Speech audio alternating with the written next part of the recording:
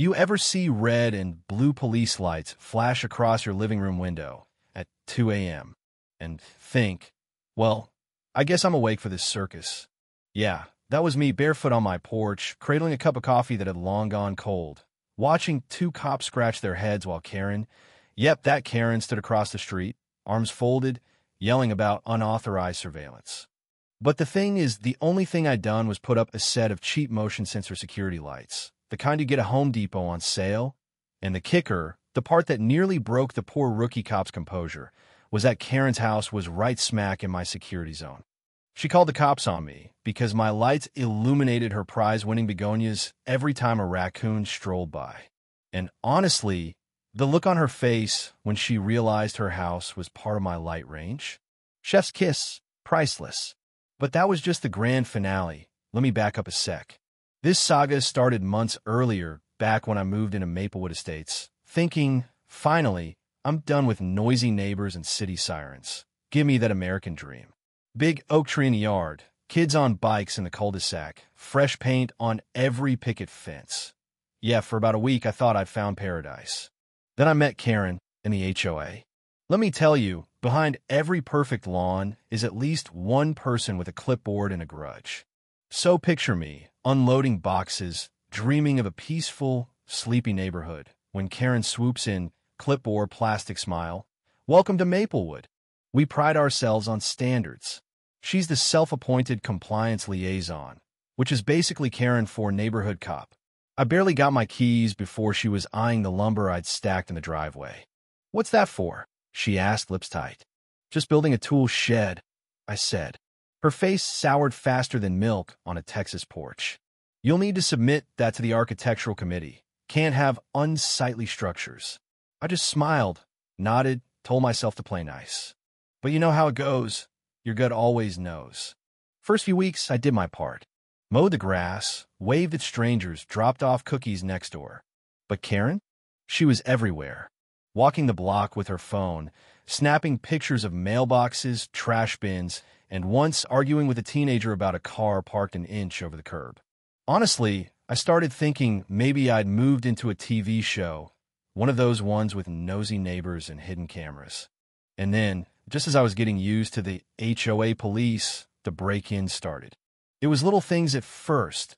Packages gone, car doors left open overnight, garden hoses missing. Then one night, Lisa, lives 3 houses down, caught a shadow in her backyard. Next morning, Karen sent out a gentle reminder email. No need for panic. Our community is safe and secure under HOA supervision. No reason to install unsightly gadgets or floodlights. And I swear, I could hear her voice coming off the screen. No need for floodlights. Like wanting to protect your own home was a crime against curb appeal. A few nights later, I saw someone creeping around my truck. I yelled, they bolted. That was it. I decided to put up those motion lights. Nothing fancy, just LEDs, one for the driveway, one for the backyard, another by the side lawn. I was halfway through when, like clockwork, Karen shows up. Excuse me, what exactly are you doing? I turned, kept it friendly, barely. Just some motion lights. Somebody tried to break into my truck last night. Her face could have soured beer. You can't do that without HOA approval. Section 7, Clause 3, Exterior Modifications. I almost laughed. They're just lights. For security. They're not even visible during the day. She leaned in. You'll regret this. And off she stormed. So, lights went up. I slept better. 3 days of peace. Then the 6 a.m. Angry cop knock. I open the door, and there's Karen, hands on her hips, officers in tow. We receive a complaint about unauthorized surveillance. One cop says, "Are there cameras?" I almost snorted coffee up my nose. Just lights, officer.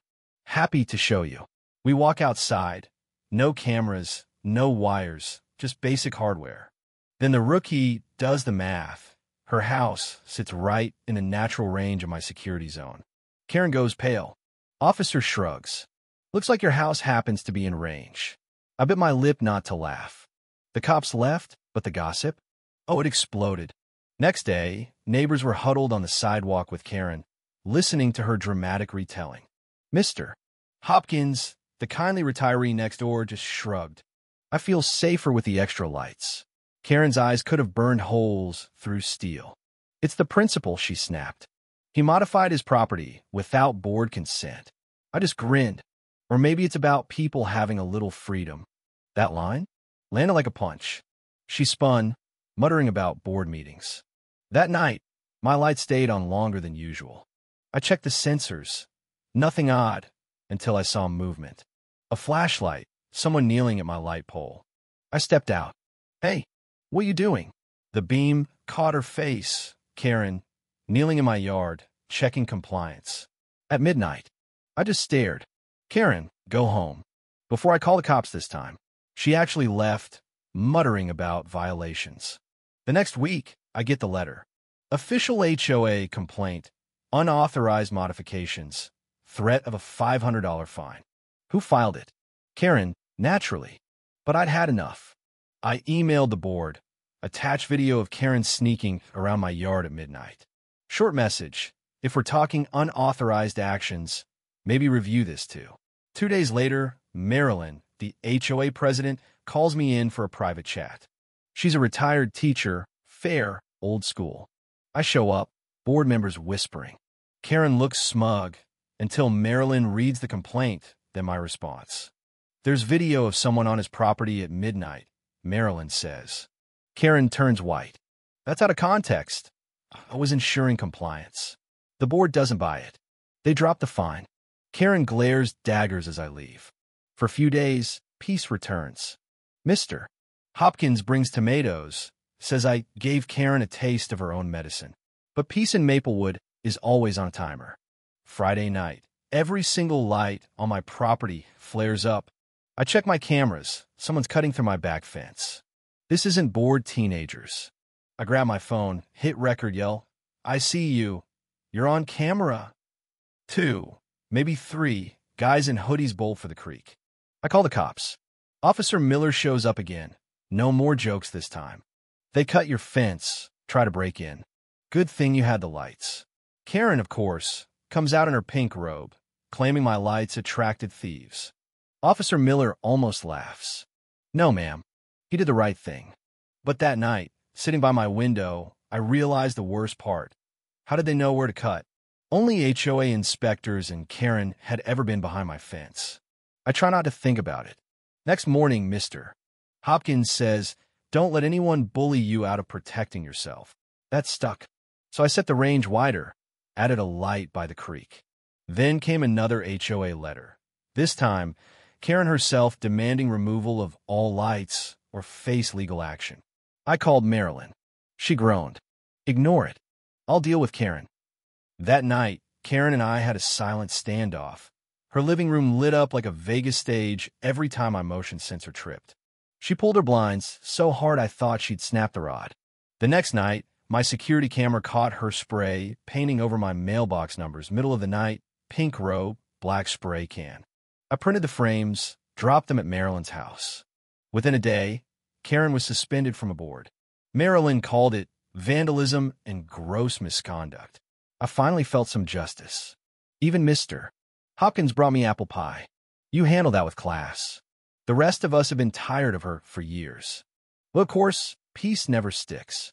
My front light stops working. Wires cut. I fix it, add a camera. The next day, I notice my lights are perfectly aimed at Karen's front yard, but I hadn't touched them. She comes out screaming I'm harassing her on purpose. Marilyn calls. She filed another complaint. Don't worry, we believe you. We're sending her a cease and desist. That night, someone tries cutting my fence again, and when I check the camera, I see Karen herself with wire cutters, caught red-handed. But this time, she calls the cops on me for spying on her. The officer begs me to just turn off the lights for one night to keep the peace. So I do. And wouldn't you know it, that's the night someone throws a rock through my window. I flip the lights back on. My camera catches a shadow running behind Karen's fence, wearing a reflective vest, the kind the HOA maintenance guy wears. The next day, I find a tiny black tracker under Karen's doormat. Someone's been watching her, too. I turn it in to the police. That's when it hit me. Karen wasn't just paranoid. She was actually being watched. And not just by me. I check my bushes and find a hidden camera labeled Meadow Ridge HOA security. The HOA was illegally planting cameras on private property. And if there's one in my yard, how many more are there? I call the cops, send photos. They tell me, don't confront her, let us handle it. The final twist? Turns out the guy behind it all was the HOA maintenance contractor, Keller. He'd been installing hidden cameras and trackers, selling live feeds online. Even worse, the HOA president, Mr. Harris, was in on it, built the whole system as some community security experiment. When the police busted Keller's shed, they found evidence the whole neighborhood had been streamed to the dark web. Standing outside that night, the whole street buzzing with police, Karen, wrapped in a blanket, finally said, "I thought you were the problem, but you were protecting us." I nodded. "Everyone deserves to feel safe, Karen. Even you." She actually laughed, a real one this time. But when we thought it was over, the truth came out. Our neighborhood was just a pilot program. The system was being expanded, phase 2, data streaming to a bigger, scarier network. Security lights, doorbell cams, even our phones hacked watching us. Karen and I drove to the server facility, pulled files, dodged guards, handed it all over to the police. But as we left the station, every phone on the street buzzed. The screens flashed, phase 2 activated. Our home cameras, phones, even city billboards showed live feeds. The whole world turning into one big neighborhood watch. Except this time, the system was watching us. I looked at Karen, every streetlight flickering, and asked, "So, where are you watching from tonight?" Now, I want to know, what would you do if your security became someone else's entertainment? Ever had an HOA nightmare of your own? Drop your thoughts below. Let's hear how you'd handle justice in a world where everyone's watching, but no one's in charge.